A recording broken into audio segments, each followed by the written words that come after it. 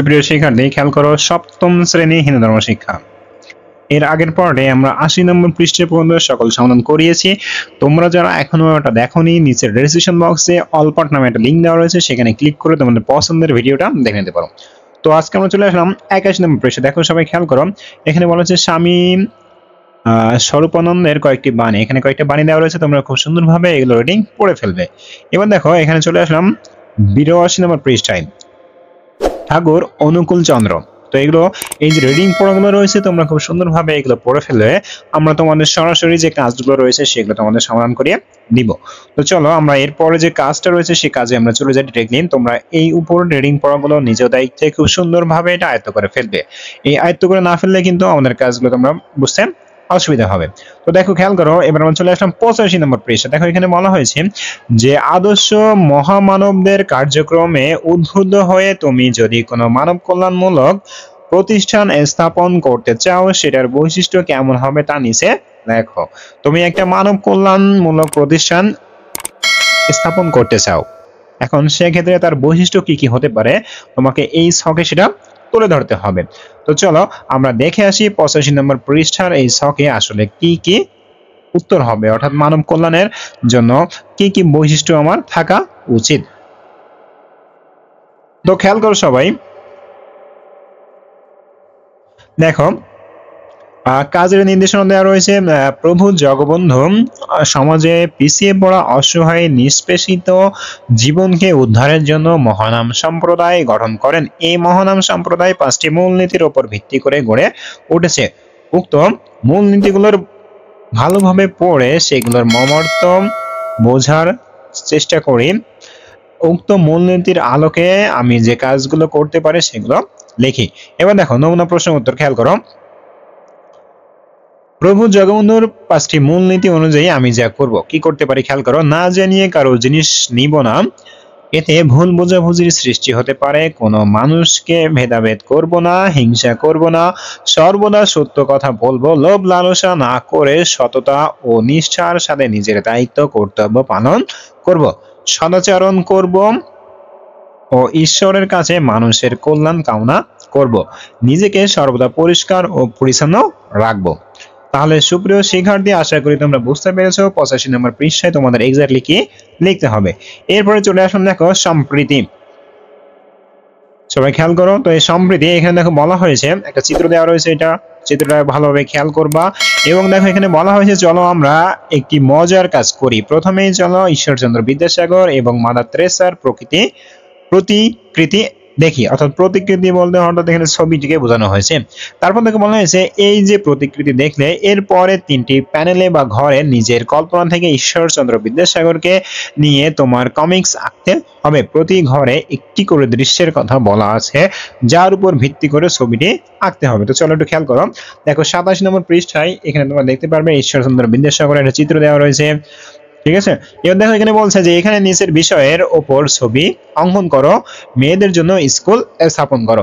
দেখো তোমাকে যে বিষয়টা তুমি পড়ছো সেই বিষয়ের উপরে তোমাকে একটা ছবি আঁকাতে হবে, আর যারা মেয়েদের জন্য কি করতে হবে, তোমাদের একটা স্কুল স্থাপন করতে হবে। তো চলো আমরা এই যে টোটাল যে রয়েছে 88, 89 আর 90, চলো এই 90 পৃষ্ঠা পর্যন্ত যত কাজ আছে সব কাজ আমরা একসাথে দেখে আসি।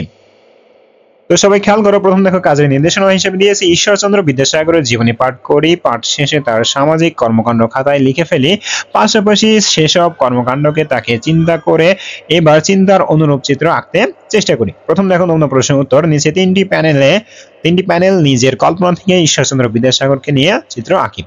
তো ফার্স্ট খেয়াল করো, দেখো এখানে কিন্তু প্রথমে একটা স্কুল দেখতে পাচ্ছ, তো একটা স্কুল আঁকানো হয়েছে, তোমরা সুন্দরভাবে স্কুল আঁকাবা। তারপর খেয়াল করো এখানে মেয়েদের জন্য স্কুল স্থাপন, যেটা বলা হয়েছে মেয়েদের জন্য স্কুল স্থাপন। এবার খেয়াল করো এখানে ঈশ্বরচন্দ্র বিদ্যাসাগরের আরো একটা জিনিস দেখো, খেয়াল করো এখানে যে অসহায় দরিদ্রদের সাহায্য করা বিভিন্ন পোশাক আশাক বিভিন্ন জিনিসপত্র দিয়ে। এরপর খেয়াল করো ঈশ্বরচন্দ্র বিদ্যাসাগরের যে বর্ণ পরিচয় অর্থাৎ লেখাপড়ার যে একটা বিষয় সেটার চিত্র এখানে দেওয়া হয়েছে। এবার দেখো আমাদের এই পাশের যে কাজটা ছিল 89 পৃষ্ঠা, এই যে এখানে খেয়াল করো এটা হলো মাদার তেরেসা। তো ইনার সম্পর্কে যে কাজটা করতে হবে সেটা আমরা এক নজরে দেখে আসি। তো দেখো এখানে খেয়াল করো, এখানে কাজের নির্দেশনা হিসেবে দিয়েছি যে মাদার তেরেসার জীবনী পাঠ করি, পাঠ শেষে তার বিভিন্ন সামাজিক কর্মকাণ্ড খাতায় লিখে রাখে, পাশাপাশি সেসব কর্মকাণ্ডে তাকে চিন্তা করি এবং সেই অনুরূপ চিত্র আঁকি। নমুনা প্রশ্নের উত্তর দিয়েছি নিচে 3টি প্যানেলে নিজের কল্পনা থেকে মাদার তেরেসার ছবি আঁকা হলো। তো খেয়াল করো, এটা হলো প্রথম যে চিত্র, সবাই একটু খেয়াল করো। এই যে প্রথম চিত্রে এখানে বলা হয়েছে শিশুদের জন্য খাবার পরিবেশন। তো দেখো মাদার তেরেসা শিশুদের জন্য খাবার পরিবেশন করছে। দ্বিতীয় নম্বর যে চিত্র, সেখানে খেয়াল করো যে দরিদ্র এলাকায় শিশুর বিদ্যালয় পরিচালনা, অর্থাৎ দরিদ্র এলাকায় যে শিশু রয়েছে সেখানে যে বিদ্যালয় প্রয়োজন হয়ে থাকে, স্কুল প্রয়োজন হয়ে থাকে, সেটার আর কি পরিচালনা করা এটাকে এখানে দেওয়া হয়েছে। তোমরা প্রত্যেকটা চিত্র আঁকাবা এবং তার নিচে সুন্দর করে হেডলাইন দিয়ে দিবা যে চিত্রটা আসলে কোন বিষয়ক। এরপর খেয়াল করো একটু যদি দেখি, মাদার তেরেসা কোনো একটা অসুস্থ ব্যক্তিকে কি করছে, সেবা দিচ্ছে, অর্থাৎ হাসপাতালে অসুস্থ ব্যক্তিকে সেবা দিচ্ছে। তো সুপ্রিয় শিক্ষার্থী, আশা করি এটা তোমরা খুব সুন্দরভাবে বুঝতে পেরেছো যে 89 এবং 90 নম্বর পৃষ্ঠা এখানে যে কাজগুলো ছিল, ঠিক আছে। তো আশা করি খুব সুন্দরভাবে এটা বুঝতে পেরেছো। তো দেখো এখানে বলা হয়েছে এই যে তোমরা দুজন বরেণ্য ব্যক্তির ভালো কাজের ছবি আঁকলে, এখানে দেখো তাদের মানব সেবামূলক কাজগুলো ফুটে উঠেছে। তারা সকলের মঙ্গলার্থে কাজ করে গিয়েছেন, অর্থাৎ তারা সমাজের সকল মানুষের প্রতি সম্প্রীতির একটি বন্ধন দেখিয়েছেন। হিন্দু ধর্মেও সম্প্রীতির জন্য এরকম বহু মহামানব কাজ করে গিয়েছেন। তাহলে আজ চলো আমরা সম্প্রীতি নিয়ে আমাদের ধর্মের মনীষীদের চিন্তা গুলো জানি। ঈশ্বরচন্দ্র বিদ্যাসাগর এবং মাদার তেরেসা জাতি ধর্ম নির্বিশেষে সকলের জন্য কাজ করেছেন, সমাজের সকল মানুষের জন্য তারা কাজ করেছেন। তো সুপ্রিয় শিক্ষার্থী, দেখো এরপরে দেওয়া রয়েছে সম্প্রীতি। তো তোমরা এগুলো সুন্দরভাবে পড়ে ফেলবা, পড়ে কমপ্লিট করে ফেলবা। এবার দেখো এখানে বলা হয়েছে আমাদের ধর্মে অতি সুন্দর শান্তির কিছু বাণী। দেখো এখানে বেশ কয়েকটা বাণী দেওয়া রয়েছে, এগুলো তোমরা খুব সুন্দরভাবে নিজ দায়িত্বে পড়ে ফেলবা। এখানে কিছু